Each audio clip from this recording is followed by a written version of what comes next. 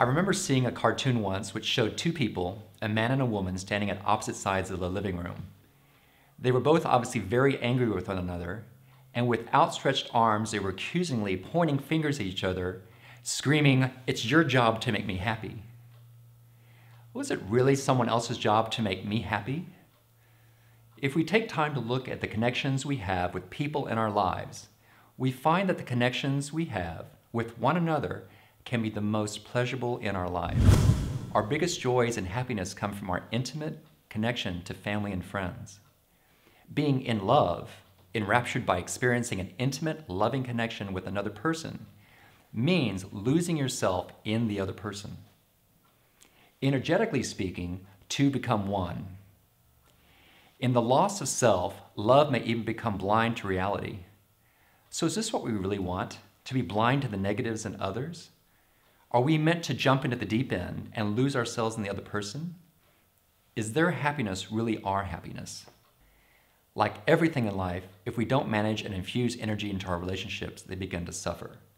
Love can easily be lost as time goes by and we start taking for granted something that was once magical, new and exciting. If you've been in your primary relationship for a while now, it's not surprising that the spark has dwindled. Certainly if you leave a fire unattended, without the fuel, the flame goes out. Perhaps it's the pressures of the kids and a mortgage that has extinguished the flame.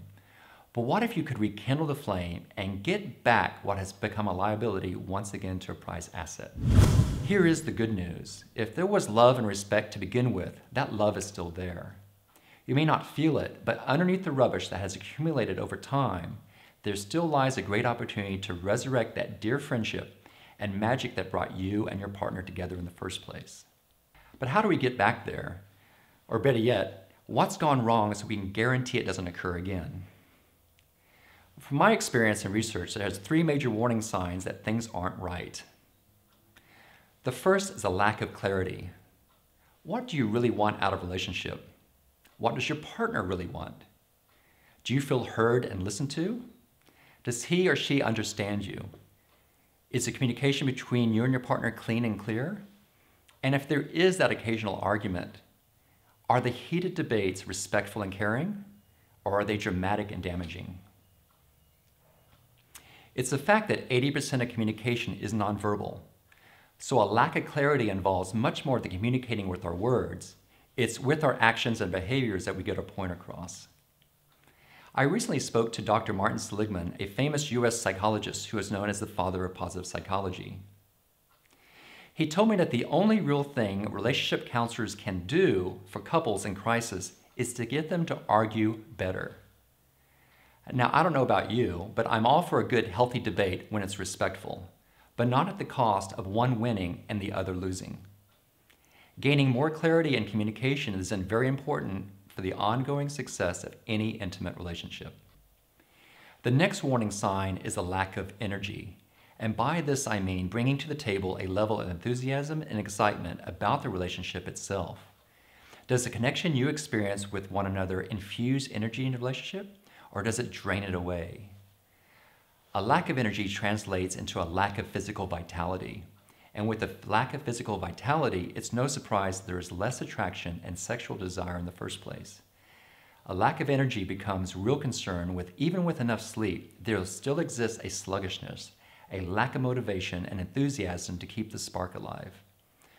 Over time, the situation becomes more irritable and the care disappears. You'd rather zone out with a glass of wine and watch television than play with the kids or make love to your partner. The third warning sign of a failing relationship is a lack of control. Without clarity and without energy, we begin to be snappy with our partner and say and do things we later regret, and then beat ourselves up for it for not being the good, loving person we know we can be. As a result, we carry around a burden of guilt, we feel ashamed and lose ourselves in the confident, caring life partner to our mate. As a result of a lack of control, we may damage the relationship beyond repair. We start living inauthentically. I've had so many clients that were actors in their own life story, saying and doing things they think people want to hear. They were so out of control, in fact, that they craved validation. They were hypersensitive to being judged and begin to compromise their own values to be accepted by others. Needless to say, if we can't simply be ourselves around our partners and experience what it means to have unconditional love, how can we have a real relationship with anyone, even with ourselves? It's no wonder when we become snappy and irritable. The real person within us is not allowed to express itself authentically, and like a child, we throw a tantrum. Here, the downward spiral speeds up, and worst case, separation and divorce are inevitable. So what is the solution? What can be done to rectify these warning signs and put the spark and flame back into the relationship? We gotta remember that everyone is unique. In fact, the odds are quite high that everyone you meet has their own special set of values and beliefs that make them who they are.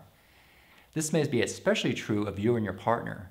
The old adage that opposites attract may be the right mix at the beginning of a relationship, but I'll add that the same attraction can turn to friction if we're not careful. Having two people means having multiple perspectives, and it's not always easy to see eye to eye. The one thing that I've taken away from my experience working with relationships is that our partner can also be our biggest teacher, showing us things about ourselves that we wouldn't normally learn about in the everyday world. So what I propose is this: setting out time to rediscover those things that made the relationship great in the first place, and explore each other's values in a safe, fun way. I believe that primary relationships should be easy, not difficult. So in simplifying the complexities we brought upon ourselves, we need to begin learning from each other. Specifically, we need to begin an odyssey of self-discovery, where we can regain greater clarity, physical energy, and emotional control, not only with ourselves, but with one another. With more positive energy, you literally become more attractive, radiating a positive energy that draws the two of you back together again. As a result, you experience less stress and begin to feel more energized and enthusiastic. You sleep better. You wake up brighter. The pain in your lower back and shoulders go away. You feel fitter and freer to be yourself. Best yet, the frisky feeling returns and you find yourself becoming more able to perform and be spontaneous when a loving opportunity presents itself. The third and perhaps most powerful reward of the quest is a greater strength in emotional control. When you are in tune to your core values, you are able to respond to stress creatively, optimistically. This is where true life leadership begins. To not only not snap and get angry about the little things, but to hand your partner's anger back to them. It's being authentic that provides the ability to discern in the moment different alternatives and to choose the most empowering action or response that can be used to defuse an otherwise volatile situation.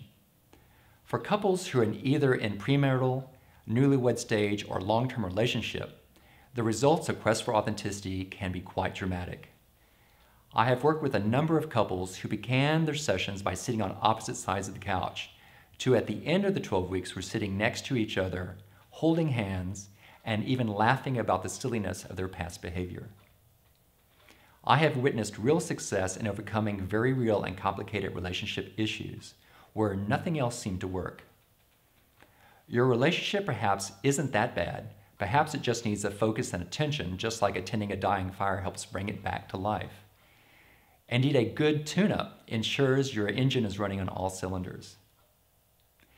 Best yet, the quest will get you back the best friend you had, including all the wonderful benefits of having a vibrant, sexually fulfilling relationship with someone you truly love. Intimacy, trust, and all the good elements that make your connection with your mate something you look forward to coming home to. The last thing I'd like to leave you with is my commitment to excellence should you choose to work together and participate in the program.